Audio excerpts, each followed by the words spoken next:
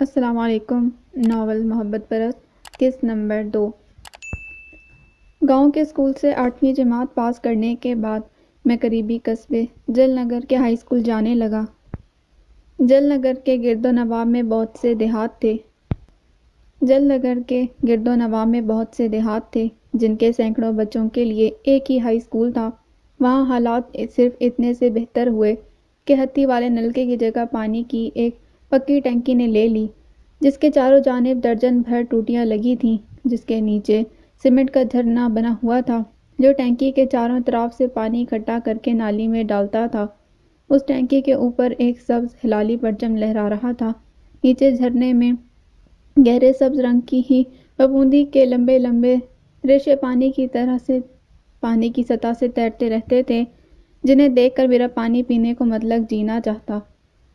نہ جانے ٹینکی کے اندر کیسی کیسی غلاظتیں جمع ہوں گی۔ میرے قدم ٹینکی کے قریب جا کر خود بخود جامد ہو جاتے۔ انسان کی یہ سرشت ہے کہ اسے نظر آنے والی چیز کا ڈر اتر جاتا ہے، مگر آنکھ سے اوجھل چیز کی موجودگی کا وہم کبھی نہیں جاتا۔ وہ شک یا وہم کی دلدل میں ایک بار پھنس جائے تو اس میں دھنستا ہی چلا جاتا ہے۔ پانی کی بوتل ہاتھ میں تھامے آج بھی میں ٹینکی سے چند گز کے فاصلے پر متذبذب کھڑا سوچ رہا تھا کہ میرے کندھے پر کسی ہاتھ کے لمس نے مجھے چونکا دیا۔ صاف پانی چاہیے، میں نے سر ہاں میں ہلا دیا۔ مجھے پیچھے آنے کا اشارہ کر کے وہ اسکول کے مغربی گیٹ کی جانب چل پڑا۔ میں بھی اس کے پیچھے ہو لیا۔ اسکول میں اس وقت تفریح کا پیریڈ تھا۔ لڑکے ادھر ادھر بھاگ رہے تھے۔ ہم اسکول کے گیٹ سے باہر نکل آئے۔ سڑک کے دونوں جانب قطاروں میں پھل اور سبزی فروشوں کی ریڑھیاں تحت نظر پھیلی ہوئی تھیں، جن کے گرد ہر وقت لوگوں کا ہجوم رہتا تھا۔ ان ریڑھیوں سے پیچھے مین مارکیٹ تھی، جس میں کپڑے، جوتے، میک اپ، کتابوں اور الیکٹرانکس کی کئی دکانیں تھیں۔ مارکیٹ کے سینٹر میں میڈیکل سٹور اور مٹھائی کی دکانیں تھیں۔ جل نگر کے گرد و نواح کے بہت سے دیہات کے لوگوں کو خریداری کے لیے یہاں ہی آنا پڑتا تھا۔ یہ سڑک سیدھی مین روڈ پر جا ملتی تھی، اس لیے ہر وقت مصروف نظر آتی تھی۔ بہت سے چنگچی رکشے اسکول کے سامنے سڑک پر ہی ہر وقت منڈلاتے رہتے تھے۔ وہ خاموشی سے آگے بڑھتا چلا جا رہا تھا اور میں اس کے پیچھے پیچھے، حتیٰ کہ ہم اس پرہجوم جگہ اور ٹریفک کے شور سے آگے نکل آئے۔ کہاں سے ہو؟ اس نے میری جانب دیکھے بغیر پوچھا۔ موال سے، میں نے جھجکتے ہوئے جواب دیا۔ اور تم؟ میں جل نگر سے ہی ہوں۔ وہ مجھے سڑک کی دوسری جانب میونسپلٹی کے پارک میں لے گیا، جہاں پانی کا ایک کولر لگا ہوا تھا۔ میں تو یہاں آ جاتا ہوں، نیا لگا ہے، ابھی تک بہت کم لوگوں کو اس کا پتہ ہے، اس لیے ماحول صاف ستھرا ہے۔ جب زیادہ لوگوں کو اس کی موجودگی کا پتہ چل گیا تو یہ جگہ بھی صاف نہیں رہے گی۔ اس نے مجھے پانی پینے کا اشارہ کیا۔ ہم نے پہلے خود سیر ہو کر پانی پیا، پھر بوتلیں لبالب بھر کر واپس چل پڑے۔ مجھے اس سے اپنائیتی محسوس ہونے لگی۔ نام کیا ہے تمہارا؟ وہ مسکرایا۔ رؤوف۔ اب میں روزانہ تفریح کے وقت بوتل لے کر ٹینکی کے پاس کھڑا ہو جاتا۔ جیسے ہی وہ آتا ہم پانی لینے چلے جاتے، پھر یہ معمول بن گیا۔ اس طرح ہماری دوستی ہو گئی۔ وہ میرا پہلا دوست تھا۔ ہم الگ الگ سیکشن میں تھے۔ مجھے ہر وقت اکیلا دیکھ کر کچھ دن بعد اس نے ٹیچر سے کہہ کر سیکشن تبدیل کروا لیا۔ اب وہ میرے سیکشن میں آ گیا اور ہم ایک ہی بینچ پر بیٹھنے لگے۔ میرے اور رؤوف کے مزاج میں کچھ چیزیں مشترک تھیں۔ اسے بھی ادب سے تھوڑی بہت دلچسپی تھی۔ میری طرح شعر و شاعری کا رسیا تو نہ تھا، مگر اچھا شعر سن کر کم از کم کچھ ساعتوں کے لیے اسے محظوظ ضرور ہوتا۔ میری طرح بہت سے ناول تو نہیں پڑھ رکھے تھے، مگر نثر میں اتنی دلچسپی ضرور تھی کہ اس کے سامنے کوئی ادبی بات کرنے سے ادب کی بے ادبی نہیں ہوتی تھی۔ چھٹی کے بعد وہ مجھے اکثر اپنے گھر بھی لے جاتا۔ گرمیوں کی چھٹیوں میں کئی کئی دن کے لیے ہم ایک دوسرے کے گھر آ کر مشترکہ پڑھائی کے لیے ٹہر جاتے۔ 2 سال چٹکی بجاتے گزر گئے۔ یہ جون 1996 کی بات تھی۔ گرمیاں عروج پر تھیں۔ دوپہر کے وقت انگارے برساتا سورج گندمی چہرے جھلسا رہا تھا۔ میٹرک کا رزلٹ آ گیا۔ ہم نے زندگی میں ایک اور سنگ میل طے کر لیا۔ میرے اسکول میں پہلی اور رؤوف کی تیسری پوزیشن تھی۔ اگلے ہی ہفتے امی نے کچھ پیسے تھماتے ہوئے مجھے کالج میں داخلے کے لیے لاہور جانے کا عندیہ دے دیا۔ ایک سلگتی شام میں رؤوف کے گھر آ گیا۔ رات وہیں بسر کی۔ اگلی صبح ہم دونوں بس کے ذریعے کالجوں اور باغوں کے شہر لاہور پہنچ گئے، جو آج کل سڑکوں اور پلوں کا شہر ہے۔ لاہور میں ان دنوں عجیب سا رومانس تھا۔ زیادہ ترقی تو نہیں رہی تھی، مگر لوگوں کا ایک دوسرے سے رابطہ تھا۔ انفارمیشن ٹیکنالوجی کا جن ابھی بوتل سے باہر نہیں آیا تھا۔ ایک دوسرے سے براہ راست بات کرنے کے لیے لوگوں کے پاس وقت تھا۔ کوئی لاہور کو پیرس بنانے کی باتیں کرتا تھا، نہ ابھی یہ سیاسی جماعتوں کی نورا کشتی کا اکھاڑا بنا تھا۔ حکومت لاہور کو لاہور ہی رکھنا چاہتی تھی۔ جو کھاتے تھے وہ لگاتے نہیں تھے، اور جو لگاتے تھے وہ کھاتے نہیں تھے۔ ایک ہی ٹی وی چینل تھا جو خبر تو جھوٹی دیتا تھا مگر اچھی دیتا تھا۔ ان دنوں جھوٹ سوچ سمجھ کر بولا جاتا تھا، اب سچ سمجھ کر بولا جاتا ہے۔ مشتاق یوسفی مرحوم نے کہا تھا کہ اگر جھوٹ بولنے والے اور سننے والے دونوں کو پتہ ہو کہ یہ جھوٹ ہے تو اس کا کوئی گناہ نہیں۔ پھر سچی باتیں سننے کے چکر میں ہم نے ایسی باتیں سن لیں جو کبھی نہیں سننا چاہیے تھیں۔ سچ اور جھوٹ کی آمیزش سن سن کر کان پک گئے، بولنے والے پھر بھی باز نہ آئے۔ آخر لوگ جھوٹ کو سچ اور سچ کو جھوٹ سمجھنے لگے۔ معاشرے کو شاید اتنا نقصان سچ کو جھوٹ کہنے سے نہیں پہنچتا جتنا جھوٹ کو سچ بنا کر پیش کرنے سے پہنچتا ہے۔ اس کا نتیجہ یہ نکلا کہ بچے بڑوں والی باتیں کرنے لگے اور عورتیں بچوں والی۔ بچے وقت سے پہلے بڑے ہو گئے اور عورتوں کی زندگی کے بارے میں سنجیدہ ہونا مؤخر ہو گیا۔ بڑوں کا بچوں کی تربیت کرنے کا استحقاق جاتا رہا اور انہیں قابو کرنے کے چکر میں وقت سے پہلے ناکارہ ہو گئے۔ اس وقت ڈراموں کی کہانی پاکستانی ثقافت کی واقعتاً عکاسی ہوتی تھی، پھر میڈیا خود ڈرامے کرنے لگا۔ آزادی رائے کی آڑ میں مادر پدر آزاد ہو گیا۔ انٹرٹینمنٹ کی ایک نئی شاخ کی بنیاد ڈالتے ہوئے نند بھابھی اور ساس بہو کی لڑائی دکھانے کو انٹرٹینمنٹ قرار دے دیا۔ کچھ ہی سالوں میں ایسا لگنے لگا کہ جیسے مملکت خداداد کا سب سے بڑا مسئلہ ہی یہی ہے اور حکومت وقت کو اسے سلجھانے کے لیے ہنگامی بنیادوں پر ایک مؤثر پالیسی تشکیل دینی چاہیے۔ لاہور کو پیرس جیسی ایک کافی شاپ دینے کے چکر میں ارباب ذوق کی بیٹھک کی پرواہ کیے بغیر پاک ٹی ہاؤس کے ادبی ماحول کو بے ادبی سے کچل دیا۔ سبزے اور درختوں کا قتل عام کر کے سڑکیں اور انڈر پاسز تعمیر کر دیے گئے۔ لیلاہاتی فصلوں کا سر کاٹ کر ہاؤسنگ سوسائٹیز کی بنیاد ڈالی گئی۔ فوگ کی جگہ اسموگ نے لے لی۔ لاہور کو پیرس بنانے کی اس ادنیٰ سی کاوش نے شہر کو فضائی آلودگی کا اتنا بڑا تحفہ دیا کہ لاہور آلودگی میں دنیا بھر کے شہروں میں سر فہرست جگہ بنانے میں ضرور کامیاب ہو گیا۔ میرا ایک class fellow city planning engineer تھا۔ ایک دن مجھے اچھرا پل کے پاس مل گیا۔ موٹر سائیکل سٹینڈ پر لگائی، ماسک اتارا اور میری یادداشت کا امتحان لینے کے لیے اپنا چہرہ میری نظروں کے سامنے پیش کر دیا۔ میں نے پہچان لیا تو جذباتی ہو کر مجھ سے لپٹ گیا۔ ایک لمبے عرصے کے بعد ملاقات ہوئی تھی۔ کچھ دیر ادھر ادھر کی باتیں ہوتی رہیں۔ ماضی کی کوئی یاد تازہ کرتے ہوئے اس نے ایک لمبی سی سانس کھینچی اور افق پر دیکھنے کی کوشش کی، مگر اسموگ نے اس کی حد نظر چند میٹر تک محدود کر دی۔ جب سانس کی دشواری اور نظر کی بیکاری کا احساس ہوا تو فضائی آلودگی کو سلواتے سنانے لگا۔ ایک تو اس اسموگ نے ناک میں دم کر رکھا ہے، کھل کر سانس لے سکتے ہیں، نہ حسب ضرورت ٹھنڈی آب بھر سکتے ہیں۔ پتہ نہیں اتنا دھواں کون پمپ کر رہا ہے؟ ہم خود ہی کر رہے ہیں بھائی جان۔ میرا جواب سن کر وہ میرے تھوڑا سا اور قریب ہو گیا۔ وہ کیسے؟ میں نے وضاحت کی۔ یہ وہی دھواں ہے جو لوگ اپنی گاڑی کا ایکسیلریٹر دبا کر سمجھتے تھے کہ وہ دوسروں کے نتنوں میں ٹھونس رہے ہیں، اب یہ ان کے اپنے ہی پھیپھڑوں تک آ پہنچا ہے۔ خود اس سے محفوظ ہیں، نہ ان کے بچے۔ ہم پیدل چلنے، سائیکل چلانے اور پبلک ٹرانسپورٹ استعمال کرنے کی عادت کیوں نہیں ڈالتے؟ پیٹرول کا خرچہ، نہ گاڑی کی مرمت کا جھنجھٹ اور نہ ہی حادثے کا خطرہ، اور دھوئیں سے چھٹکارا بونس۔ وہ بڑبڑایا، بات تو تم ٹھیک ہی کہہ رہے ہو۔ پھر اس نے اسموگ کی وجوہات اور لاہور کے صاف ستھرے اور پر رونق ماحول پر اس کے مہلک اثرات پر اچھا خاصا لیکچر ہی تو دے ڈالا۔ مجھ سے رہا نہ گیا۔ میرے دوست، ایک بات تو بتاؤ کہ یہ سٹی پلاننگ والے زرخیز زمین سے سبزہ تلف کر کے ہاؤسنگ سوسائٹی بنانے کی اجازت ہی کیوں دیتے ہیں؟ بولا، وہ اس لیے کہ گھر بنانا زرعی پیداوار بڑھانے سے زیادہ ضروری ہے۔ میں نے اس کی جانب چونک کر دیکھا۔ وہ کیسے؟ اس نے اپنا میلا کچیلا سا ماسک لپیٹ کر پتلون کی جیب میں رکھا۔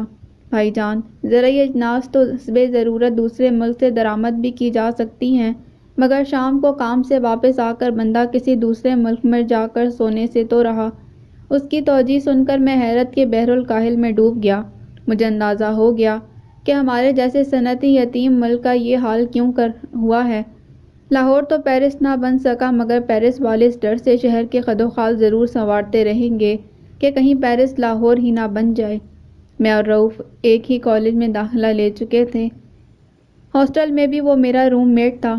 اپنے منفرد مزاج کی وجہ سے میری ان چند ایک لڑکوں سے ہی الیک سلیک ہو پائی جن کا کچھ ادبی ذوق تھا، ورنہ کالج میں زیادہ تر لڑکوں کے لیے سب سے بڑی ادبی شاہکار سرگرمی کچھ اداکاراؤں کی یکے بعد دیگرے متعدد شادیوں کی شخصی اور فنی محرکات کو زیر بحث لانا تھا۔ ابو کہا کرتے تھے کہ جس کے بہت سے دوست ہوں وہ کسی کا دوست نہیں ہوتا۔ شاید اسی لیے دوستوں کے انتخاب سے متعلق میرا معیار قدرے سخت تھا، لہٰذا زیادہ لوگوں سے میرا میل جول نہ ہو سکا۔ اس طرح میں، رؤف اور کتاب اکٹھے رہنے لگے۔ ہم لاہور میں اکٹھے گھومتے رہتے۔ اس وقت لاہور میں بلا کا سکون تھا۔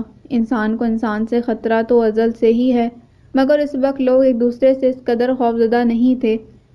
ایک دن پشاور میں جمرود روڈ پر ایک نامعلوم کار میں بم دھماکہ ہوا تو پورے ملک میں خوف اور ہراس پھیل گیا۔ ایسا لگتا تھا جیسے ہر سو سناٹا چھا گیا ہو۔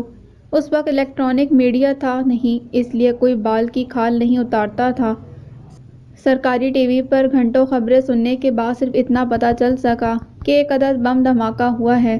اس دھماکے سے اگر ملک میں دھماکوں کی زنجیر کا افتتاح نہیں ہوا تھا تو اس کا شمار چند ابتدائی دھماکوں میں ضرور ہوتا تھا۔ اس کے بعد ہماری قوم نے جس طرح بم دھماکوں سے موافقت پیدا کی، انہیں گلے سے لگایا اور ان کے ساتھ رہنا سیکھا، اس کی نظیر انسانی تاریخ میں ملنا مشکل ہے۔ دھماکے کی آواز سن کر خوف سے چھپنے والے جائے وقوع پر اکٹھا ہونا شروع ہو گئے۔ پھر سوشل میڈیا نے جنم لیا۔ لوگ ایک قدم اور آگے آ گئے اور دھماکوں کی ویڈیو بنانے لگے۔ ماہ بیاب کی طرح تڑپتے لوگوں کو براہ راست دکھایا جانے لگا۔ شعوری اور لاشعوری طور پر ہم نے ثابت کر دیا کہ دہشت گردی اور مار دھاڑ ہمارے لیے روز مرہ معمول کی سرگرمیاں ہیں۔ افغانی تو شروع سے ہی جنگجو تھے۔ ان کی تاریخ بتاتی ہے کہ ازل سے حالت جنگ میں ہیں۔ جب زور آور تھے، ہمسایہ ممالک پر حملہ آور ہوتے رہے۔ جب سے کمزور پڑے ہیں تب سے اپنے دفاع میں لڑ رہے ہیں، اور جب لڑنے والا کوئی نہیں ملتا تو آپس میں لڑتے رہتے ہیں۔ اس لیے ہمسایہ ممالک کی سالمیت کو افغانستان سے ہمیشہ خطرہ رہا، مگر ہم نے اپنے آپ کو ان سے ایک قدم آگے لا کھڑا کیا، دنیا کو یہ کہنے پر مجبور کیا کہ افغانستان کے امن کو پاکستان سے خطرہ ہے۔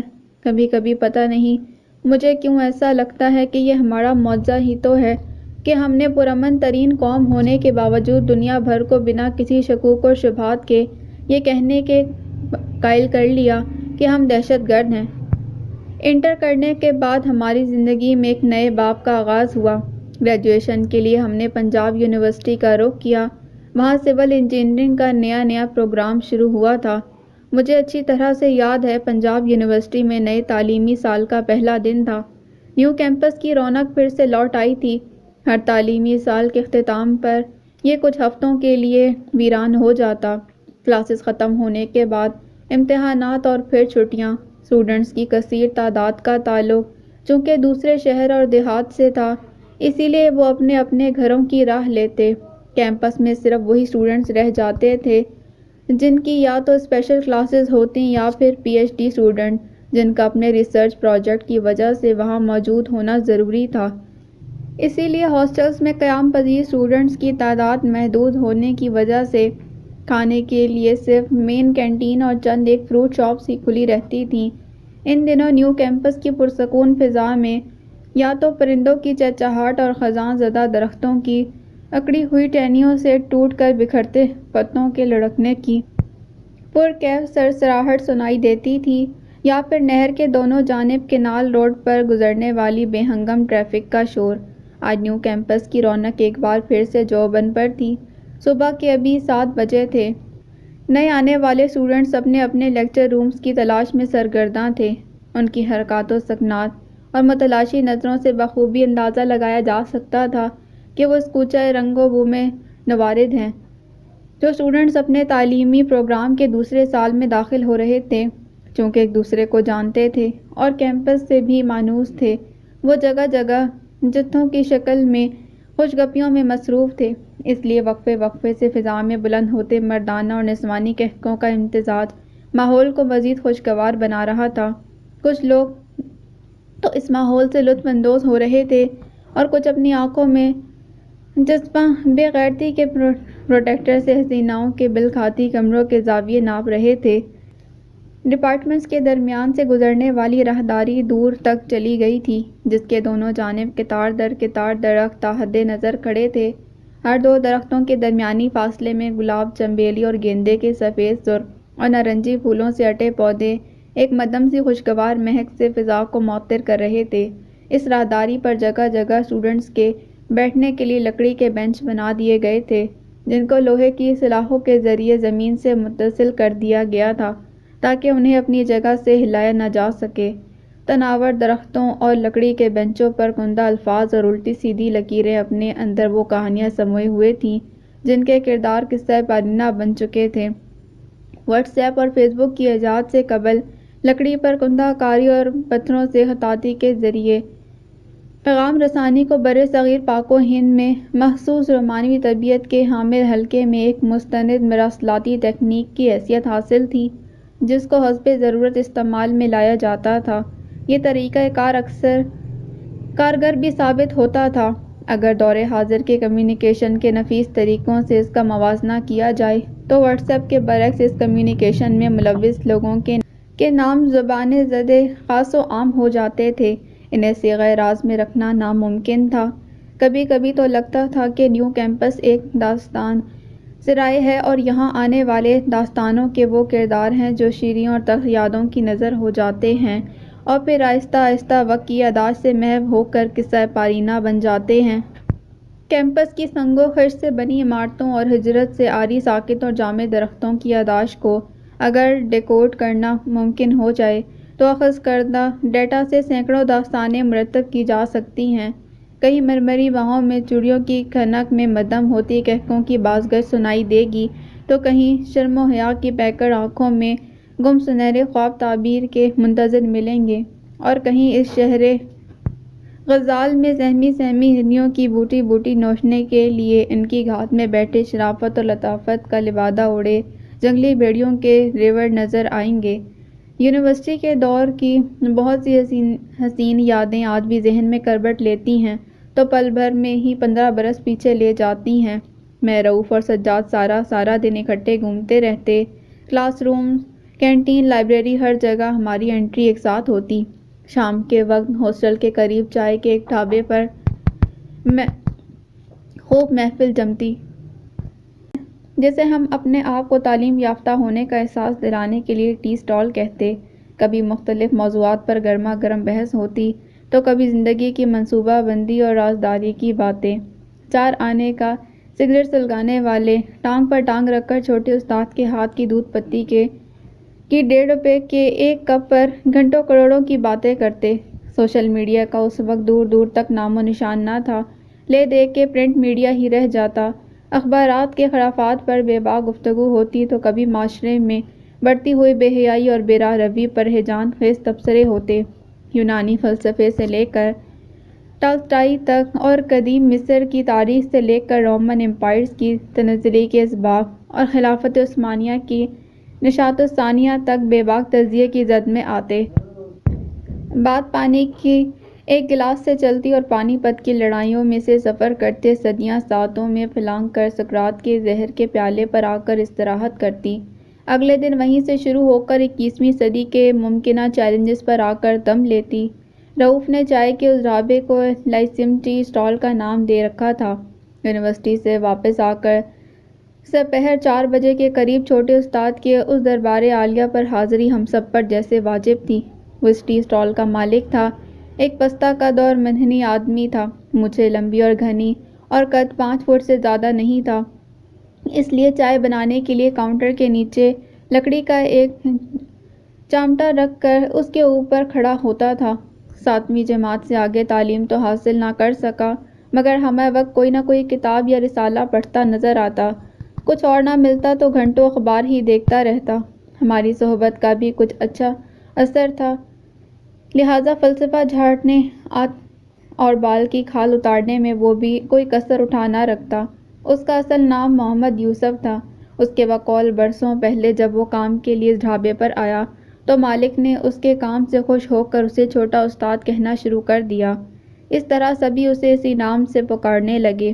پھر اس نے مالک کے فوت ہونے کے بعد اس کے بیٹے سے یہ ڈھابہ خرید لیا۔ وقت کا بے لگام گھوڑا دوڑتا رہا اور ہم اس کے پیچھے بھاگنے کی صحیح لا حاصل کرتے رہے۔ وقت کے تعاقب کو ہی شاید زندگی کہتے ہیں۔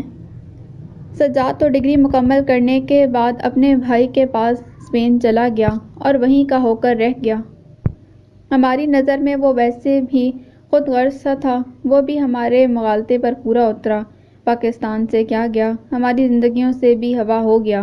اپنا کوئی اتا پتا نہ پتا اور نہ ہی مڑ کر رابطہ کیا۔ رشتے وقت کی نظر ہو جائیں تو زندگی سے حذف ہو جاتے ہیں۔ رؤوف اکثر کہا کرتا تھا کہ اگر کوئی ویسا ہی رویہ اختیار کرے جیسی انسان کو اس سے توقع ہو تو یہ بے وفائی نہیں ہوتی۔ ہم اسے بے وفا کہہ کر شاید اپنا غصہ ٹھنڈا کرتے ہیں یا دل کا غبار نکالتے ہیں۔ امی کی جدوجہد سے منیب بھائی کو MBA کروایا اور مجھے سول انجینئرنگ یونیورسٹی سے فارغ ہو کر میں نے کچھ دیر پاکستان میں جاب کی، پھر پڑھنے کے لیے آسٹریلیا چلا گیا۔ منیب بھائی کو بھی اچھی جاب مل گئی، میں بیرون ملک جاب کرنے لگا۔ ہمارے دن پھر گئے، لاہور میں گھر بنا لیا۔ امی نے اسکول سے ریٹائرمنٹ لے لی اور لاہور منتقل ہو گئیں۔ منیب بھائی کی تو انہوں نے شادی کروا دی، مگر میں انہیں پکڑائی نہ دیا۔ مہینہ بھر میں اس ماجوی کی یاد میں یوں ہی آنکھ مچولی کھیلتا رہا، مگر نہ تو کسی سے ذکر کیا اور نہ ہی اپنے پاس اس کی ہمہ وقت موجودگی کے احساس کی کسی کو بھنک تک پڑنے دی۔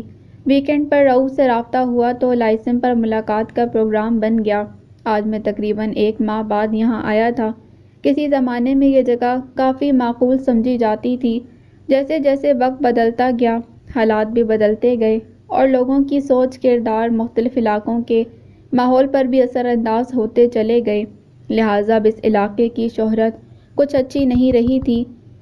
کسی وقت تو یہ پڑھے لکھے اور شریف لوگوں کی آماجگاہ سمجھا جاتا تھا۔ قریبی فلیٹس اور آبادی سے کچھ اسٹوڈنٹس اور محنت کش شام ڈھلتے ہی اپنے دوستوں سے گپ شپ کرنے کے لیے اس جگہ کا رخ کرتے تھے۔ سر شام ہی محفل سی جم جاتی۔ سڑک کے ساتھ ساتھ دور تک بکھرے لیمن سوڈے کے کھوکے اپنی ٹھا ٹھا کی آوازوں سے ماحول میں ہلچل سی مچائے رکھتے تھے۔ ہفتہ وار چھٹی کے دنوں میں تو میلہ سا لگ جاتا۔ پہلے رات کا کھانا، پھر چائے اور پھر مزید چائے۔ کم و بیش فجر تک لوگوں کے آنے جانے کا تانتا بندھا رہتا اور چائے پانی کا یہ سلسلہ جاری رہتا۔ پھر وقت کے ساتھ ساتھ یہاں کا ماحول بھی بدل گیا۔ پڑھے لکھے لوگوں کے ہاں ٹیکنالوجی کیا لگی کہ وہ ہمہ وقت آن لائن رہنے کے چکر میں ایک دوسرے سے آف لائن ہو کر قدرے بدگمان ہو گئے۔ مزدور مہنگائی کے ستائے محنت کشی کی چکی میں پسنے لگے اور ایک دوسرے کے ساتھ بیٹھ کر بات کرنے میں ان کی بھی کوئی خاص دلچسپی نہ رہی۔ اس لیے اب تو کچھ جرائم پیشہ لوگ بھی یہاں آ کر ڈیرا لگا لیتے تھے۔ ابھی چند روز قبل ہی پولیس کچھ لوگوں کو چوری کے الزام میں گرفتار کر کے لے گئی تھی۔ وہ 2 دن بعد ہی چھوٹ کر آئے تھے۔ چھوٹا استاد بھی پریشان ہو گیا۔ کچھ برس پہلے تو یہ چائے کا ایک ہی کھوکا تھا، مگر وقت کے ساتھ ساتھ ایک ریسٹورنٹ کی شکل اختیار کر گیا۔ آج میں اندر داخل ہوا تو چھوٹا استاد مجھے دیکھتے ہی حسب معمول پرجوش ہو گیا۔ سلام حرمین بابو، کہاں غائب تھے؟ آپ تو عید کا چاند ہوتے جا رہے ہیں، لگتا ہے ولایت گئے ہوئے تھے۔ ہاں، میں آفس کے کسی کام سے ملک سے باہر گیا ہوا تھا۔ میں نے اس کے اندازے کی تصدیق کی تو وہ فاتحانہ انداز میں مسکرانے لگا۔ حسب معمول آج بھی وہاں رکشوں کی پھٹ پھٹ اور گاڑیوں کا کرواہٹ زدہ دھواں آنکھوں اور گلے میں نامعلوم سی تلخی بھر رہا تھا۔ میں نے ہلکا سا کھانستے پوچھا، کیسے حالات ہیں چھوٹے استاد؟ اس نے کھولتی ہوئی چائے ڈونگے سے ہلا کر ایک بار پھر ہوا میں اچھالی۔ اللہ کا شکر ہے، بڑا کرم ہے اس ذات کا۔ وہ کاؤنٹر چھوڑ کر میرے لیے میز صاف کرنے لگا۔ ویسے تو ان کاموں کے لیے اس نے ایک ملازم رکھا ہوا تھا، مگر میرے لیے یہ کام وہ ہمیشہ اپنے ہاتھ سے کرتا تھا۔ آپ نہیں آتے تو رؤوف صاحب بھی دیدار نہیں کرواتے، اس نے شکوہ کیا اور پھر میرے جواب کا انتظار کیے بغیر بولا، کہاں گئے ہوئے تھے حرمین بابو؟ Hong Kong. ہانگ کانگ کا نام سن کر اس کی بانچیں کھل گئیں۔ سنا ہے ان ملکوں میں بہت صفائی ہوتی ہے، اونچی اونچی فلک بوس عمارتیں، جدید نظام اور ترقی ہی ترقی۔ میں نے حیرانگی سے اس کی جانب دیکھا۔ ہاں، کہہ سکتے ہو چھوٹے استاد، مگر تم تو کبھی بھی بیرون ملک نہیں گئے، تو پھر ولایت کے بارے میں اتنی دلچسپی؟ وہ کرسی کھسکا کر میرے اور قریب ہو گیا۔ کبھی میرے سر پر بھی ولایت جانے کا بھوت سوار تھا۔ میرے گاؤں کے بہت سے لڑکے گئے بھی تھے دبئی اور مسقط، کچھ تو بہت سا پیسہ بھی کما کر لائے، بہت سی ولایتی چیزیں اور پتہ نہیں کیا کیا۔ اس نے تھوڑی دیر توقف کیا، پھر کہنے لگا، کوشش تو میں بھی کرتا تھا ہرمین بابو، مگر قسمت نے ساتھ نہ دیا۔ میری قسمت میں شاید یہی چائے کا کھوکا تھا۔ وہ اداس ہو گیا۔ میں نے اس کی سوچ سے ذرا آگے کا سوال اٹھایا، مگر تم نے کبھی یہ سوچا ہے کہ انہوں نے وہ چند ولایتی چیزیں حاصل کرنے کے لیے کیا کیا کھو دیا ہوگا؟ وہ مجھے سوالیہ نظروں سے دیکھنے لگا۔ میں نے اس کے علم میں اضافہ کیا۔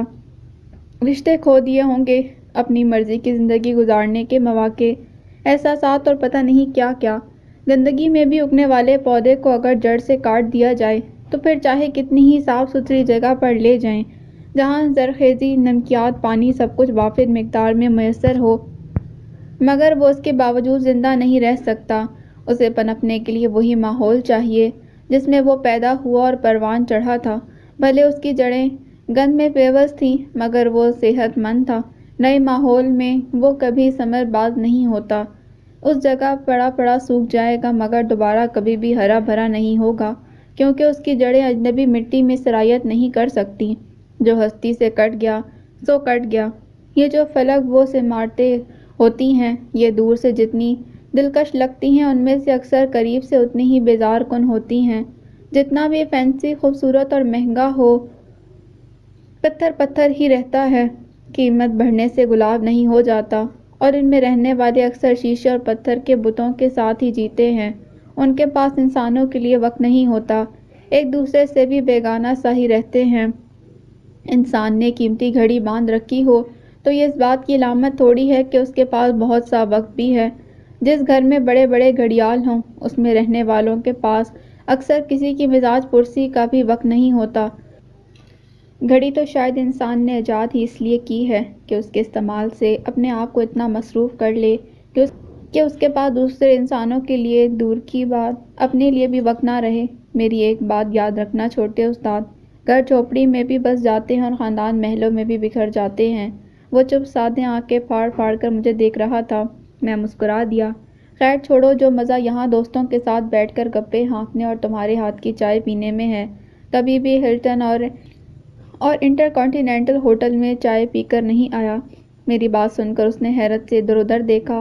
وہی میلی کچیلی سی کرسیاں جن کے دھاگے کو جگہ جگہ گانٹھ اور باندھ کو پیوند لگے ہوئے تھے، ان کے بوسیدہ لکڑی کے بازو ڈھیلے ہو کر اپنی جگہ سے آگے پیچھے اور دائیں بائیں ہلتے رہتے تھے۔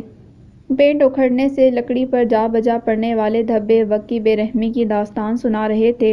میزوں کا بھی وہی حال تھا جو جڑواں بہن بھائیوں کی طرح کی کرسیوں جیسے ہی دکھتے تھے۔ چائے اور چکنائی کے دھبوں سے ان کی سطح پر کندہ کاری اس ڈھابے کی حالت زار اور وہاں پر چائے پینے والوں کی نفاست کا منہ بولتا ثبوت تھی۔ میٹھے سے سیر ہو کر رقص کرتی مکھیوں کی بھنبھناہٹ ماحول کو مزید چار چاند لگا رہی تھی۔ وہ لڑکوں پر دھاڑا، اوئے کھوتے دے پترو، کتے چلے گئے ہو سارے؟ ڈاکٹر صاحب کے لیے پنکھا لے آؤ، مکھیوں نے ناک میں دم کر رکھا ہے۔ یہ چھوٹے استاد کی محبت تھی۔ اس نے خاص طور پر میرے لیے ایک پنکھا رکھا ہوا تھا، جب بھی میں آتا اسے میرے قریب رکھ کر چلا دیا کرتا۔ چھوٹے استاد کے تیور دیکھ کر ایک لڑکا بھاگا ہوا آیا اور ڈھابے کے عقب میں واقع گودام سے وہی ٹوٹا پھوٹا سا پنکھا اٹھا لایا اور میرے پاس لا کر رکھ دیا۔ اس کی پھٹیچر موٹر کی بے ہنگم آواز ٹریفک کے شور شرابے میں گڈمڈ ہو کر آواز کی آلودگی میں مزید اضافے کا باعث بننے لگی۔ اب وہ دوبارہ میری جانب متوجہ ہوا۔ مذاق نہ کریں ڈاکٹر صاحب۔ مذاق تو نہیں کر رہا چھوٹے استاد، حقیقت بیان کر رہا ہوں۔ اچھا یہ بتاؤ، تم ڈالر اور انسان کے جذبات اور احساسات میں سے کس کو قیمتی سمجھتے ہو؟ وہ سینہ تان کر بولا، انسان کے جذبات اور احساسات کو ہرمین بابو۔ میں ہنس پڑا۔ مجھے تمہاری یہی باتیں اچھی لگتی ہیں۔ تم ایک باشعور انسان ہو۔ انسان بہت سا پیسہ نہ بھی کما سکے، اس سے کوئی خاص فرق نہیں پڑتا۔ میرے نزدیک یہ سوچ ہی انسان کی اصل کامیابی ہے۔ ترقی اونچی عمارتیں تعمیر کرنے سے نہیں ہوتی، اصل خوشحالی ذہنی ترقی ہے۔ اونچے اہداف، پاکیزہ خیالات، ایک دوسرے کا احترام۔ میڈیکل سائنس نے کتنی ترقی کر لی ہے۔ جگر کی پیوند کاری سے لے کر ہارٹ سرجری تک سب کچھ ممکن ہے، مگر یہ انسان کی عمر بڑھا پائی زیادہ سے زیادہ 100 سال، بلکہ زیادہ تر تو وہی 60-70 برس۔ کہتے ہیں کہ زمانہ قدیم میں انسان کی اوسط عمر اس سے کہیں زیادہ تھی۔ کووڈ-19 جیسی ایک ہی وبا نے چند مہینوں میں ہی ہزاروں سالہ انسانی ترقی کے غبارے سے ہوا نکال دی۔ انسان کے لیے یہی بہتر ہے کہ وہ ذہنی ارتقاء کو ہی اصل ترقی سمجھے۔ کنکریٹ اسٹرکچر سے انحراف کر کے انسان کے جذبات اور احساسات کو وقت دے۔ میری بات سن کر وہ گہری سوچ میں ڈوب گیا، پھر بڑبڑایا، ہرمین بابو، بات تو آپ کی سچ ہے۔ پھر اس نے اپنی اینک اتار کر قمیض کے پلو کی پشت سے رگڑ کر عدسے صاف کیے اور دوبارہ آنکھوں پر سجاتے ہوئے بولا، جب لوگ مجھے استاد کہہ کر بلاتے ہیں تو میرا سر فخر سے تن جاتا ہے۔ مجھے لگتا ہے میرے چائے سازی کے فن کی قدر ہو رہی ہے۔ اس وقت وہ مجھے بے حد معصوم لگا۔ پھر لڑکے کو میرے لیے چائے لانے کا بول کر وہ اٹھ کھڑا ہوا اور لجاجت سے کہنے لگا، جلیبیاں لاؤں؟ آج کی بنی ہوئی ہیں، تازہ۔ میں چونک گیا۔ نہیں نہیں، رہنے دو، تم جانتے ہو میں زیادہ میٹھا نہیں کھاتا۔ وہ جیسے چڑسا گیا۔ معاف کرنا بابو، آپ پڑھے لکھے لوگ بھی کمال کرتے ہیں، دل میں ایک عجیب سا ڈر بٹھا لیتے ہیں، کھانے پینے کی چیزوں سے بھی خوف کھانے لگتے ہیں۔ کیا علم انسان میں ڈر پیدا کر دیتا ہے ہرمین بابو؟ اس نے میری جانب سوالیہ نظروں سے دیکھا۔ اس کا معصومانہ سوال سن کر میں ہنس پڑا۔ یہ ڈر نہیں، احتیاط ہے۔ آگہی انسان کو محتاط بنا دیتی ہے، البتہ خود آگہی شاید ڈرا دیتی ہے۔ وہ کیا ہوتی ہے؟ اس نے حیرت زدہ نظروں سے مجھے گھورا۔ کچھ نہیں، تم جلیبیاں لے آؤ۔ بہت اچھے۔ وہ خوش کاؤنٹر کی جانب بڑھ گیا، شوکیس کا شیشہ پیچھے ہٹایا اور تھال میں سے جلیبیاں پکڑ پکڑ کر ایک پلیٹ میں سجانے لگا۔ کچھ دیر بعد اس نے جلیبیوں سے بھری پلیٹ میرے سامنے میز پر ٹکا دی، خود بھی میرے پاس ہی بیٹھ گیا اور ایک ہی سانس میں جلیبیوں کے کتنے ہی فضائل بیان کر ڈالے۔ صرف یہاں تک ہی نہیں، اس نے تو جلیبیوں کی تاریخ بھی کھنگال ڈالی، کس طرح ترک اور ایرانی سیاحوں نے برصغیر میں جلیبیاں متعارف کروائیں۔ اس نے زمانہ قدیم میں خوشی کے موقعوں پر جشن کا مزہ دوبالا کرنے میں جلیبی کے کردار اور اہمیت پر بھی روشنی ڈالی۔ برصغیر میں کس طرح یہ مٹھائی اپنی مقبولیت کے ارتقائی مراحل طے کرتے ہوئے 15ویں صدی کے اوائل میں گھروں سے مندروں تک ہر خوشی کے موقع کا حصہ بن گئی اور اس کی شہرت کو 4 چاند لگ گئے۔ بادشاہوں کی جلیبی میں دلچسپی اور اس کی شاہی دسترخوان تک رسائی، اور ہندو صحیفوں میں جلیبی کی مذہبی حیثیت پر بھی بات کی۔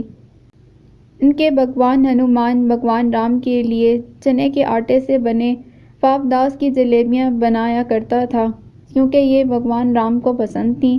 انڈیا اور نیپال میں ہر سال اکتوبر کے مہینے میں ان کی شیطانی بادشاہ راون کے خلاف فتح کا جشن منانے کے لیے دسہرہ کا روزہ آج بھی جلیبی سے کھولا جاتا ہے۔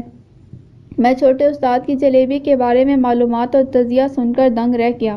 اس نے مختلف زبانوں اور ممالک میں جلیبی کے ناموں پر بھی سیر حاصل تبصرہ کیا۔ ہرمین بابو، یہ کوئی عام چیز نہیں، بین الاقوامی مٹھائی ہے۔ بنگالی میں اسے جیلاپی، ایران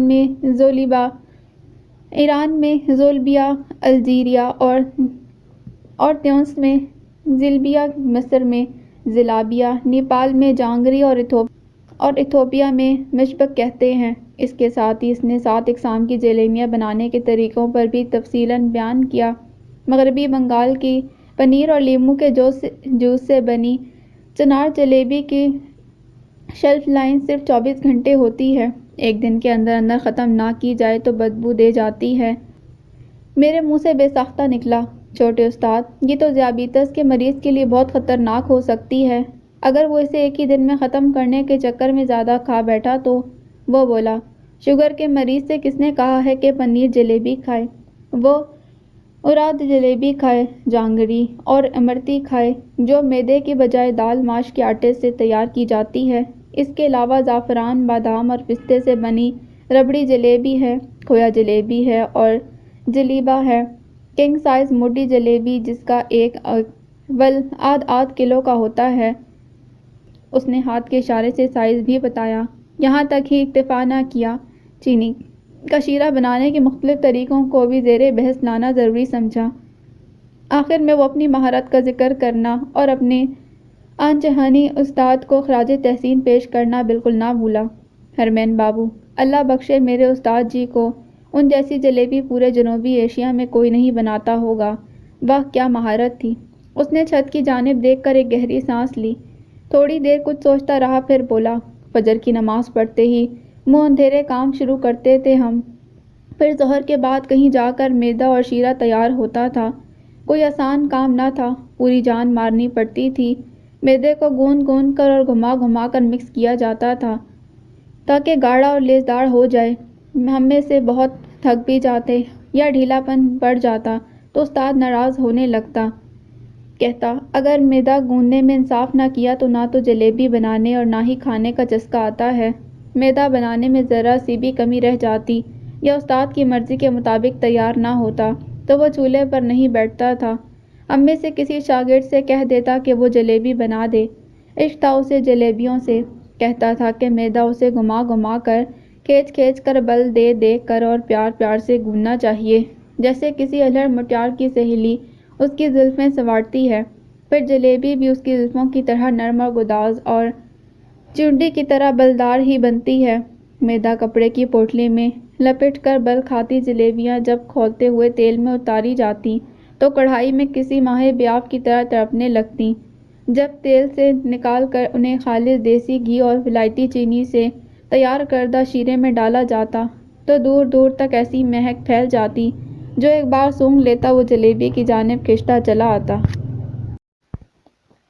جس طرح سے اس نے جلیبی سے متعلق پوشیدہ رازوں سے پردہ اٹھایا، اس کی باتیں سن کر مجھے لگا کہ انجینئرنگ کونسل اگر جلیبیاں بنانے کی میکینکس کو انجینئرنگ کی ایک برانچ کے طور پر رجسٹر نہ کرے تو یہ جلیبیاں بنانے والوں کے ساتھ ساتھ بے زبان جلیبیوں کے ساتھ بھی بہت بڑی ناانصافی ہوگی۔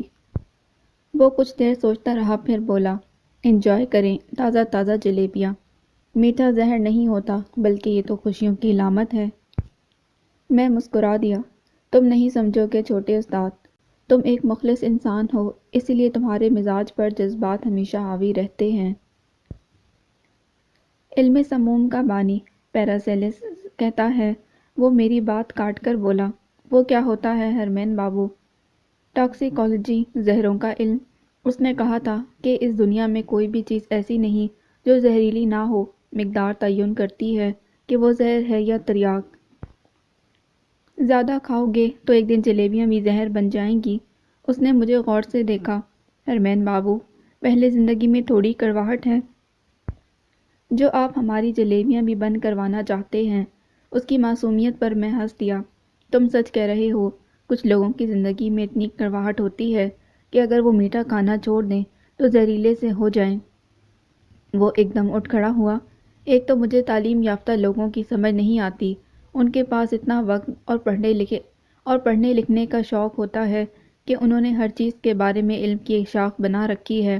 اب اسی بات کو دیکھ لیں، جس چیز کے بارے میں پہلے ہی پتہ ہے کہ وہ انسان کی جان لے لیتی ہے، اس کے بارے میں انسان مزید کیا جاننا چاہتا ہے؟ میں نے برجستہ جواب دیا، اسے جان بچانے کے طریقے۔ وہ بولا، تو پھر اسے زہر سے بچاؤ کا علم کہنا چاہیے۔ میں چپ ہو گیا۔ انسان جس کے مزاج سے بخوبی واقف ہو، اس کے بارے میں یہ بھی جانتا ہے کہ اس کے سامنے کہاں بات کو طول دینا ہے اور کہاں چپ ہونا ہے۔ مجھے خاموش دیکھ کر وہ بولا، کھائیں کھائیں، مزے کریں ڈاکٹر صاحب۔ پھر اس نے ہاتھ بڑھا کر پلیٹ میں سے جلیبی کا ایک ول اٹھایا اور کاؤنٹر کی جانب بڑھ گیا۔ چھوٹے استاد کی عجیب سی خوشگوار شخصیت تھی، ایک دم مخلص اور بے لوث، بے حد پیار کرنے والا۔ ایک دن میں نے کہہ دیا، چھوٹے استاد سگریٹ پینا چھوڑ دو۔ اس نے اگلا کش لینے سے پہلے ہی سگریٹ ہونٹوں کے قریب سے واپس موڑ لی اور زمین پر پھینک کر اپنی پشاوری چپل کے بوسیدہ سے تلے کے نیچے مسل ڈالی۔ اور کوئی حکم ہرمین بابو؟ آپ حکم کریں تو دنیا چھوڑ دیں گے، سگریٹ کیا چیز ہے؟ میں ہنس پڑا، نہیں نہیں چھوٹے استاد، اس دنیا کو بھی تم جیسے لوگوں کی ضرورت ہے۔ 1000 برس جیو۔ اس نے ایک سرد سی آہ بھری۔ زندگی میں دو چیزوں سے کنارہ کشی کا میں نے کبھی سوچا نہیں تھا۔ برسوں پہلے ماں کے کہنے پر غنڈہ گردی چھوڑ دی اور اس ڈھابے پر آ گیا، اور آج آپ کے کہنے پر سگریٹ چھوڑ دی ہے۔ وہ ایک دم جذباتی ہو گیا۔ ہرمین بابو، اس مہلک چیز سے منع کر کے آپ نے میرے ذہن میں میری ماں کی یادیں تازہ کر دی ہیں۔ پھر اس نے ایک لمبا سا ہنکار بھرا۔ میں گھر میں سب سے چھوٹا تھا، مجھ سے بڑی 2 بہنیں تھیں۔ اس دنیا میں ابھی آنکھ کھولی ہی تھی کہ باپ کا سایہ سر سے اٹھ گیا۔ بے سہارا ہوئی تو ماں نے ساری امیدیں مجھ سے وابستہ کر لیں۔ اللہ بخشے میری ماں تیسری جماعت تک پڑھی ہوئی تھی۔ حروف تہجی کی تو اسے اچھی طرح پہچان تھی۔ کچھ آسان لفظ بھی سیدھے کر لیتی تھی۔ پہلی اور دوسری جماعت کی کتابوں کو تو اس نے مجھے خود پڑھا دیا تھا۔ تیسری جماعت میں وہ خود تو نہیں پڑھا سکی تھی مگر مجھے پڑھنے کے لیے پاس بٹھا لیتی۔ پڑھائی میں میرا جی نہ لگتا۔ وہ کچھ لکھنے کے لیے کہتی تو میں کاپی پنسل تھام کر بیٹھ جاتا اور الٹی سیدھی لکیریں کھینچتا رہتا۔ مجھے کیا خبر تھی کہ اس طرح کاغذ کے صفحات سیاہ کرنے سے میں اپنا نصیب بھی سیاہ کر رہا ہوں۔ 7ویں جماعت میں اسکول کو خیر بات کہہ دیا۔ ماں نے لاکھ جتن کیے مگر میں اسکول کے قریب نہ بھٹکا۔ آوارہ لڑکوں کی صحبت میں بیٹھنے لگا۔ ماں تنہے تنہا جوان بیٹیوں کو بیانے کے لیے ترلے کرتی رہی اور میں جرائم پیشہ لوگوں کے ساتھ آوارہ گردی۔ وقت کو جیسے پر لگ گئے اور اسی سے طرح ضائع کرتے میں 17 برس کا ہو گیا۔ بات ہاتھا پائی سے چلی تو اور تھوڑے ہی عرصے میں بندوق کے کارتوسوں تک پہنچ گئی۔ گولیاں چلنے سے خون نہیں بہے گا تو اور کیا ہوگا۔ ایک دن لڑائی میں مخالف پارٹی کے ایک بندے کو گولی لگ گئی۔ پولیس نے اسی رات ہی ہمیں دھر لیا۔ دوسرے دوست تو کھاتے پیتے گھرانوں سے تھے۔ ان کے والدین نے بڑے طریقے سے سارا ملبہ مجھ پر ڈلوا دیا۔ اس طرح وہ تو کچھ دنوں بعد باہر آ گئے اور آزاد گھومنے لگے مگر میں جیل میں سڑنے لگا۔ خود تو میں نے جرائم کیے ہی تھے مگر اب تو ان کی جرائم کی پاداش میں ملنے والی سزا بھی میرے پاؤں کی زنجیر بن گئی۔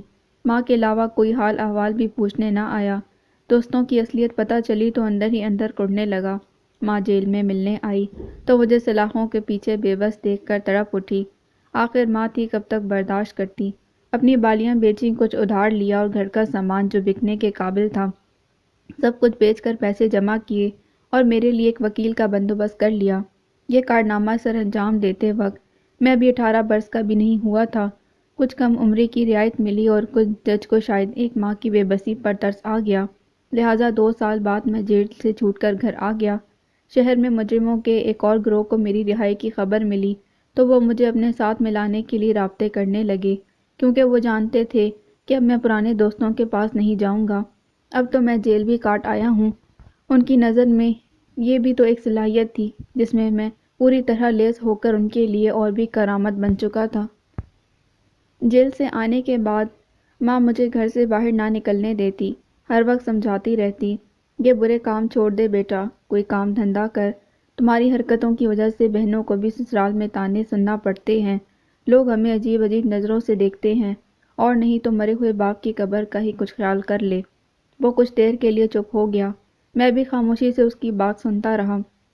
وہ گلوگیر آواز میں بولا، مگر میرا دل تو شاید پتھر کا ہو چکا تھا۔ یہ جرائم اور گناہ کی دنیا ہی ایسی ہے حرمین بابو۔ مجھ پر ماں کی کسی بات کا اثر نہ ہوا۔ علاقے میں جو بھی جرم ہوتا اس میں مجھے اور میرے ساتھیوں کو ضرور شامل تفتیش کیا جاتا۔ ہم بدنام زمانہ تھے یا پولیس کو ہم سے پیار ہو گیا تھا۔ جو جرم ہم نے نہیں بھی کیے تھے ہمارے کھاتے میں لکھ دیے جاتے۔ اس طرح میرے جرائم کی فہرست اتنی طویل ہو گئی کہ میں پولیس کا ہر دل عزیز ہو گیا۔ آئے دن تھانے سے پیغام آ جاتا، کئی مرتبہ تو پولیس گھر میں بغیر وارنٹ اور دستک دیے ہی آ جاتی، ماں سے بھی بدتمیزی کرتی۔ میں کئی دن گھر سے غائب رہنے لگا۔ میری غیر موجودگی میں پولیس کئی مرتبہ آئی۔ اس بار تو تھانے دار خود آیا اور ماں کو کہہ گیا کہ ماسی بیٹے کی گرفتاری ڈلوا دو، بیٹا زندہ دیکھنا چاہتی ہو یا اس کی لاش چاہیے؟ دیکھ لینا، پولیس مقابلے میں مارا جائے گا کسی دن۔ تھانے دار کی دھمکی سن کر ماں تڑپ اٹھی۔ پولیس مقابلے اور اکلوتے بیٹے کی لاش کا سن کر اس کا دل دہل گیا۔ ہر آہٹ پر چونک کر دروازے کی جانب دیکھتی۔ میں 1 مہینے بعد گھر لوٹا تو ماں نے میرے سامنے ہاتھ جوڑ دیے۔ زاروں کے تار روتے روتے اس کی ہچکی بن گئی اور وہ میری ٹانگوں سے لپٹ گئی۔ تمہارے بغیر میں مر جاؤں گی یوسف، مجھے کسی آزمائش میں مت ڈال، مجھ پر رحم کر بیٹا۔ بوڑھی ماں کو اپنے سامنے اس طرح بے بس سسکتا اور تڑپتا دیکھ کر یہ پتھر بھی بھر آیا۔ چھوٹے استاد نے اپنے سینے پر زور سے ہاتھ مارا۔ میں نے اس کا کندھا تھپتھپا کر حوصلہ دیا۔ اس نے اپنی بات جاری رکھی، بادل تو ہر کسی نے برستے دیکھے ہیں حرمین بابو، مگر اس دن یہ پتھر بھی برسنے لگا اور ایسا برسا کہ میرے اندر باہر ہر طرف جلتھل ہو گئی۔ میں ماں سے لپٹ کر چھوٹے بچے کی طرح بلک بلک کر رو رہا تھا۔ خدا سے مانگنے میں برس لگ سکتے ہیں، مگر جب وہ کسی پر مہربان ہوتا ہے تو ایک لمحے کے کچھ حصے میں ہی میرے جیسوں کی بھی جھولی بھر دیتا ہے۔ شاید قبولیت کا کوئی لمحہ تھا جسے مجھ جیسے سیاہ نصیب نے پا لیا، اور وہ میرے نصیب پر جمی کالک کو اپنی رحمت کی بارش سے سر سبز و شاداب کر کے گزر گیا۔ وہ دن اور آج کا دن میں ماں سے کیے وعدے پر قائم ہوں تاکہ اس کی روح کو سکون ملتا رہے۔ چھوٹے استاد نے صافے سے اپنے آنسو پوچھے، اور ٹھیک اسی لمحے میں نے اس کے شاگردوں میں سے کئی لڑکوں کو اپنے آنسو پوچھتے دیکھا۔ میں سوچنے لگا کہ نیکی اور شر ہمارے اندر ہی تو کہیں چھپے ہوتے ہیں۔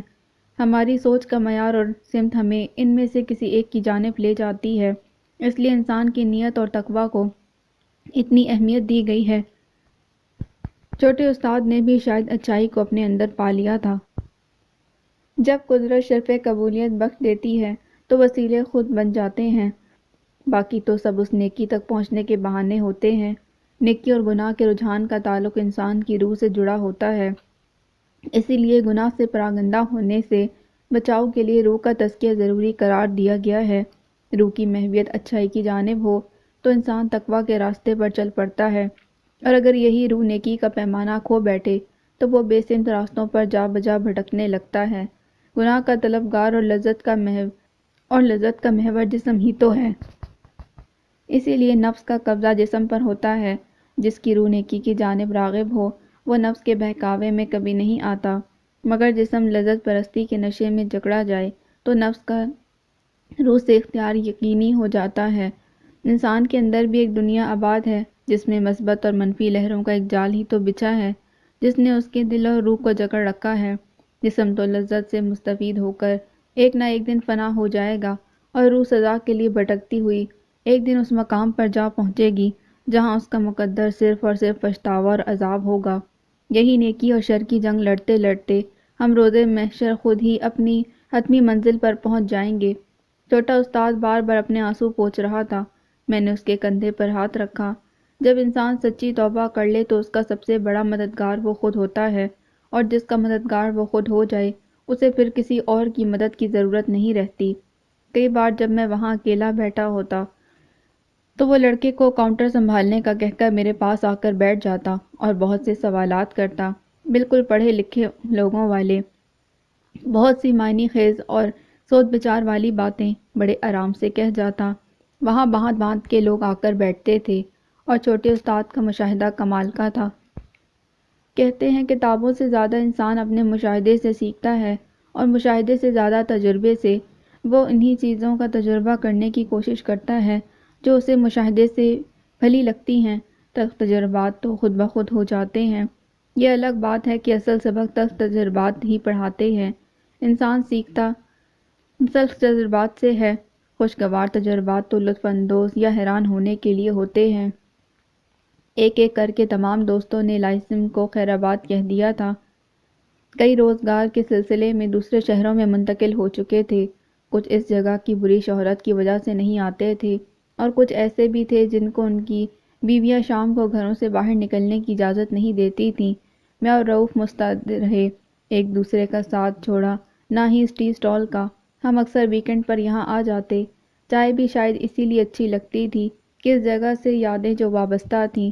انسان بنیادی طور پر بنیاد پرست ہے۔ جس کلچر اور طرز زندگی سے ایک بار منسلک ہو جاتا ہے اس سے کسی صورت الگ نہیں ہونا چاہتا۔ اپنی شناخت قائم رکھنا ہمارے اندر ایک فطری رجحان ہے، اس لیے جس شناخت کے ساتھ ہمیں پیدا کر دیا جاتا ہے تمام عمر اسی کو قائم رکھنے کی جستجو میں بسر کر دیتے ہیں۔ ہمارا چائے کے اس ڈھابے کے ساتھ وہی رشتہ تھا جو کسی عادی شراب نوش کا میخانے کے ساتھ ہوتا ہے۔ جتنا مزہ چائے پینے میں تھا اس سے کہیں زیادہ وہاں بیٹھ کر گپیں ہانکنے اور یادیں تازہ کرنے میں تھا۔ ہمارے لیے اس ڈھابے کی ایک تاریخ تھی۔ ہم نے زندگی کی کتنی ہی شامیں اس کی نظر کر دی تھیں۔ مجھے اچھی طرح یاد ہے جب انجینئرنگ کے فائنل ایئر میں رؤف تنزیلہ بھابھی کی محبت میں گرفتار ہوا تھا تو اس نے مجھے یہ بریکنگ نیوز دینے کے لیے اسی جگہ کا انتخاب کیا تھا۔ اس کے بعد پیار کی پینگیں بڑھانے سے لے کر محبت کو پائے تکمیل تک پہنچانے کے لیے جو پاپڑ بیلنے کے لیے مہارت درکار تھی اس کی منصوبہ بندی بھی اسی ڈھابے کی تعمیری ماحول میں بیٹھ کر کی گئی تھی۔ میں تنزیلہ بھابی کو یہ کہہ کر اکثر چڑھا کرتا تھا کہ ان کی شادی ہماری مشترکہ کاوش کا شاخسانہ تھی۔ وہ کہکا لگا کر ہنس پڑتی تھی۔ بات بھی کسی حد تک سچ تھی۔ رؤف صرف انجینئر ہی تھا، محبت اور احساسات کی اظہار سے عاری۔ میں بھی شعبے میں کوئی اتھارٹی کی حیثیت نہیں رکھتا تھا۔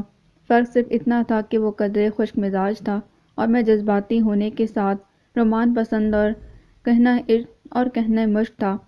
جذبات کی لہروں میں بہہ جانے والا، احساس ملکیت سے لبریز، محبت کو ولایت سمجھنے والا اور محبوب کے نام کا ہمیں وقت ورد کر کے اپنی روح کو سیراب کرنے والا۔ آج بھی میں جب وہاں بیٹھا رؤف کا انتظار کر رہا تھا تو میں نے دیکھا ایک گاڑی سڑک کی دوسری جانب میڈیکل سٹور کے سامنے پارک میں آ کر رک گئی تھی۔ اس میں سے ایک شخص نکل کر میڈیکل سٹور میں داخل ہو گیا۔ مجھے لگا میں نے اسے پہلے کہیں دیکھا ہے۔ میری یادداشت کافی اچھی تھی۔ میں سوچنے لگا کہ اسے کہاں دیکھا تھا۔ میں لوگوں کو گھورتا تھا، نہ ہی گاڑیوں میں جھانکتا تھا۔ یہ میرا مزاج نہیں تھا۔ نہ چاہتے ہوئے بھی گاڑی میں دیکھا تو وہ گل رخ فرنٹ سیٹ پر بیٹھی سیل فون پر کسی سے محو کلام تھی۔ میں نے منہ دوسری جانب پھیر لیا۔ میں نہیں چاہتا تھا کہ وہ مجھے اس جگہ پر دیکھے۔ پتہ نہیں میرے بارے میں کیا سوچے، کیا رائے قائم کر لے۔ تھوڑی ہی دیر میں وہ شخص واپس آ گیا۔ گاڑی وہاں سے روانہ ہو گئی۔ میں نے دل ہی دل میں اللہ کا شکر ادا کیا۔ اگر وہ مجھے ان لوگوں کے درمیان اس شان بے نیازی سے بیٹھا دیکھ لیتی تو یقیناً مجھے لچا سمجھتی۔ آج مجھے رؤف کی بات سچ لگ رہی تھی کہ یہ جگہ ہمارے بیٹھنے کے قابل نہیں۔ وہ بیچارہ تو میری وجہ سے یہاں آتا تھا۔ مجھے ہی اس طرح کے ایڈونچر کرنے کا شوق تھا۔ اتنی دیر میں رؤف آ گیا۔ آج وہ قدرے تھکا ہوا لگ رہا تھا۔ ہم نے چھوٹے استاد کے ہاتھ کی ایک ایک کپ گرما گرم چائے پی، کچھ دیر باتیں کی اور پھر اپنے اپنے گھروں کی جانب چل دیے۔ میں نے رؤف سے اس سلسلے میں کوئی بات نہ کی۔ شاید مجھے ابھی محبت نہیں ہو رہی تھی۔ کہیں سنا تھا کہ محبت پرانی سرخ شرابوں کے نشے کی طرح ہوتی ہے جو آہستہ آہستہ اثر دکھاتا ہے۔ ایک بار چڑھ جائے تو پھر دیر تک رہتا ہے۔ محبت کا نشہ تو سرخ شراب سے بھی زیادہ خطرناک ہوتا ہے۔ یہ سر چڑھ جائے تو سر کے ساتھ ہی جاتا ہے۔ میخانے میں بیٹھ کر پینے یا محبوب کی آنکھوں میں جھانک کر سرشار ہونے کی لذت پڑ جائے تو آنکھوں سے نہیں جاتی۔ آج جو شخص اس کی ہمراہ تھا اسے میں نے اس کے ساتھ ریسٹورنٹ میں بھی دیکھا تھا۔ اس شخص کے ساتھ اس مہذبی کا کیا رشتہ تھا؟ اس سوال نے مجھے فکر مند کر دیا۔ اس ماہ کامل سے ایک بے نام سا تعلق جڑنے کے بعد میرے اندر جو پہلی تبدیلی رونما ہوئی وہ یہ تھی کہ میں بے چین رہنے لگا۔ محبت کا آغاز بے چینی، عروج، جنون اور انجام وحشت کے ساتھ ہوتا ہے۔ اگر تھی تو یقیناً یہ میری پہلی محبت تھی۔ جس عمر میں لوگ محبت کرتے ہیں میں نے دل کی آواز پر لبیک کہہ کر اپنے خوابوں کا تعاقب کیا تھا، اپنا کیریئر بنانے پر ساری توانائیاں خرچ کر دی۔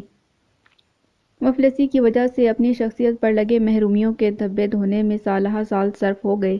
احساس محرومی جہاں انسان کو اس کی اپنی ہی نظروں میں پست کر کے غیر فعال بنا سکتا ہے، وہاں اس میں یہ مثبت پہلو بھی ہوتا ہے کہ اگر یہ اندرونی محرک کی شکل میں ڈھل جائے تو انسان میں کچھ کر گزرنے کا جنون پیدا کر دیتا ہے۔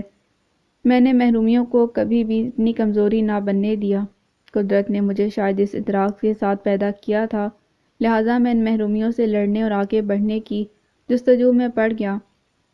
محبت کرنے کے لیے تو بہت سی فراغت چاہیے، مجھے تو کسی اپنے کے بارے میں بھی سوچنے کا وقت نہ مل سکا۔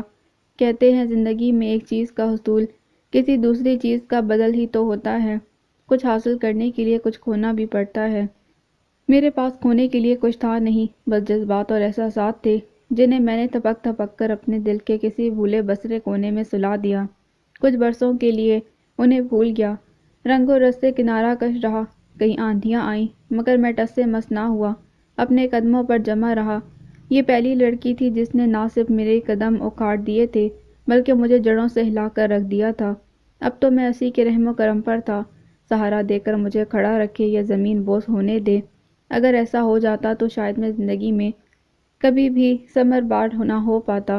جذبوں کو کچھ وقت کے لیے دبایا تو جا سکتا ہے، ختم نہیں کیا جا سکتا۔ اب اسے دیکھ کر وہی سالہ سال سے دبے جذبے سر اٹھانے لگے تھے۔ کچھ لوگوں کے جذبات بھی شاید لیمن سوڈے کی مانند صدا کے بے چین سے ہوتے ہیں۔ جتنا دبا کر ڈھکن لگایا جائے اتنی ہی زیادہ قوت سے اچھل اچھل کر بوتل کے منہ کی جانب آتا ہے۔ جیسے جیسے روکنے کی کوشش کی جائے ویسے ہی پریشر بڑھتا چلا جاتا ہے۔ صورتحال قابو سے باہر ہو جائے تو سنبھالنا دشوار ہو جاتا ہے اور یہ اچھل کر بوتل سے باہر آ جاتا ہے۔ میرے ساتھ بھی شاید کچھ ایسا ہی ہو رہا تھا۔ اس نازنین کو دیکھ کر میرے جذبات کی بند بوتل میں ہلچل سی مچ گئی تھی اور دل اچھل اچھل کر بوتل سے باہر آنے لگا تھا۔ اسی اچھل کود میں پتہ ہی نہ چل سکا کہ دل کب اس ماہ کامل کی قربت کا متمنی ہو گیا۔ اسے دیکھنے سے پہلے ایک سرکش گھوڑے کی طرح تھا جس کی جتنی رسی کھینچی جائے اتنی ہی زیادہ اڑی کرتا ہے۔ اس کی محبت کے احساس نے مجھے سدھارنا شروع کر دیا۔ محبت کی میکانکس کے عجیب اصول ہوتے ہیں۔ یہ منطق اور سائنسی توجیہات سے بالا تر ہوتی ہے۔ کبھی کبھی میں سوچتا تھا کہ کیا محبت کرنے کی بھی کوئی عمر ہوتی ہے؟ شاید بلوغت کی پہلی نشانی انسان میں جنس مخالف کی طرف کشش کی صورت میں ظاہر ہوتی ہے، تو پھر محبت جنس مخالف کی جانب راغب ہونے کا محض ایک فطری سا احساس ہی تو ہے جو عمر کے اس حصے میں نمودار ہوتا ہے جب ہمیں اپنی جنسی خواہش کی تسکین کے لیے مخالف جنس کی قربت کی ضرورت محسوس ہونے لگتی ہے۔ نہیں، میرا دل اس بات کو ماننے کے لیے قطعاً تیار نہ تھا کہ اتنے بڑے آفاقی جذبے کے پیچھے انتہائی ناقص انسانی حاجت کار فرما ہوتی ہے۔ میرا دل اس مفروضے کو تو فوراً رد کر دیتا، مگر یہ ایک سوال میرے ذہن میں ہمیشہ جواب کے وصل سے تشنا ہی رہا کہ محبت میں جنس مخالف کی جانب کشش کا عنصر ہی کیوں غالب نظر آتا ہے۔ یونیورسٹی کے دور میں رؤوف عشق مجازی اور عشق حقیقی کے بارے میں اکثر کتابیں پڑھتا نظر آتا تھا۔ ہمارے کمرے میں جیو ٹیکنیکل انجینئرنگ اور ہائیڈرولکس کی کتابوں کے ساتھ ساتھ محبت کے فلسفے اور عشق مجازی اور عشق حقیقی کے درمیان باہمی ربط پر بھی کتابوں کے انبار سے لگے رہتے تھے۔ میں نے بھی فارغ اوقات میں ان میں سے اکثر کتابیں پڑھ ڈالی تھیں۔ جن دنوں رؤوف کی تنزیلہ بھابھی سے بے نامی سی محبت اپنے اوج ثریا کو چھو رہی تھی، اس کے ہاتھ میں وہ بھاری بھرکم کتابیں جن کی جلد پر عشق اور محبت کے الفاظ خطاطی کے کسی اعلیٰ پائے کی رسم الخط میں لکھے ہوتے تھے، دیکھ کر تو مجھے لگنے لگا تھا کہ رؤوف جوگی بننے والا ہے۔ اس کی دن بدن بڑھتی نفسیاتی حالت اور ان کتابوں میں محبت اور روحانیت کے فلسفے کی بھرمار سے میں اس کے علاوہ کیا نتیجہ اخذ کر سکتا تھا کہ سارے ٹینٹے کا منطقی انجام دنیا مافیہا سے بیزاری اور درگاہوں اور ملنگوں کی قربت کی صورت میں نکلنے والا ہے۔ مگر زندگی عبداللہ جیسے ناولوں کی کہانی تھوڑی ہوتی ہے۔ یہاں راجہ گدھ کی سیما شاہ جیسی محبت نظر آئے نہ آئے، ہزاروں اور لاکھوں کی تعداد میں قیوم گلیوں میں جا بجا پھرتے نظر آتے ہیں۔ اس طرح رؤوف بھی محبت کی اصل راز کو پانے کے لیے نہ تو الکیمسٹ بنا اور نہ ہی اسے پائلو کائلو کے فلسفے کی ضرورت پڑی تھی کہ اگر کسی کے سچے دل سے محبت کرتے ہیں تو پوری کائنات آپ کی مدد کے لیے امڑ آتی ہے۔ محبت کے فلسفے پر تحریر ان کتابوں سے چند ہندی فلموں اور پاکستانی ٹی وی ڈراموں کے مصنف ہی مستفید ہوتے رہے۔ رؤوف کو اس سارے تکلف اور تگ و دو کی مطلق ضرورت نہ پڑی۔ کچھ بزرگوں کے درمیان باہمی مشاورت کے لیے مختصر سی ملاقات ہوئی، چند بسکٹ کے ڈبے کھولے گئے، بریانی کی تھال پیش کیے گئے اور تنزیلہ بھابھی کے ہاتھ کی الائچی والی چائے کی چند ایک چینکیں کام آئیں۔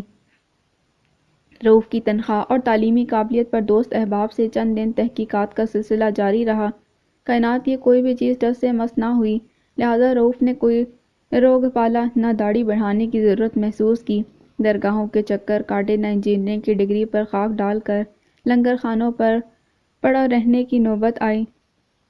وہ خشک شکل تو تھا ہی اور پھر تنخواہ بھی معقول تھی، لہٰذا اس کی تو ہر چیز ہی اپنے مقصد کو پانے کے لیے منتر ثابت ہوئی، اور پھر انجینئرنگ کی ڈگری نے بھی کسی عامل کے تعویذ کا کام کیا۔ تمام خدشات دھرے کے دھرے رہ گئے، بات سیدھی بینڈ باجوں تک پہنچ گئی۔ رؤوف کو جو چاہیے تھا وہ خود بخود ہی جھولی میں آن گرا، اور اس کے ذہن میں محبت کے فلسفے کی الجھی ہوئی وہ تمام کی تمام گتھیاں اور وصل کی راہ میں رکاوٹ بننے والے خدشات کے افریت تنزیلہ بھابھی تک مکمل دسترس اور ان سے حتمی ملاپ پر اپنی موت آپ مر گئے۔ جیسے ہی اس نے جلملاتے اور بھڑکیلے رنگوں میں ملبوس چند لوگوں کے نرغے میں بیٹھ کر نکاح نامے پر 4 گواہوں کی موجودگی میں دستخط کیے اور مووی میکر نے دولہا اور دلہن کے دستخطوں کو کلوز اپ میں محفوظ کر لیا، تو اس نے ان کتابوں میں درج فلسفے کو ہمیشہ کے لیے خیر باد کہہ دیا۔ اور عشق اور محبت کے جوگ اور فلسفے پر وہ ساری کتابیں میرے حوالے کر کے وہ تو جیسے اپنی منزل پر پہنچ گیا۔ اس کی شادی کے کچھ ہی عرصے بعد مجھے ایسا لگنے لگا کہ جیسے وہ محبت کو اخلاقی جرم اور لاابالی عمر کی خرافات سے زیادہ کچھ نہیں سمجھتا، مگر میں نے اس بارے میں اس سے کبھی سوال نہ کیا۔ میں محبت کے محرکات اور اس کے پس پردہ کار فرما قوتوں کو زیر بحث لا کر اس معتبر انسانی جذبے کی ساکھ پر کسی قسم کا سوال نہیں اٹھانا چاہتا تھا، اور میں نے اپنے دل میں محبت پرستی کی جو شمع روشن کی تھی اسے میں اپنی ہی پھونک سے بجھانا نہیں چاہتا تھا، اس لیے میں چپ چاپ اپنے فلسفے پر قائم رہا۔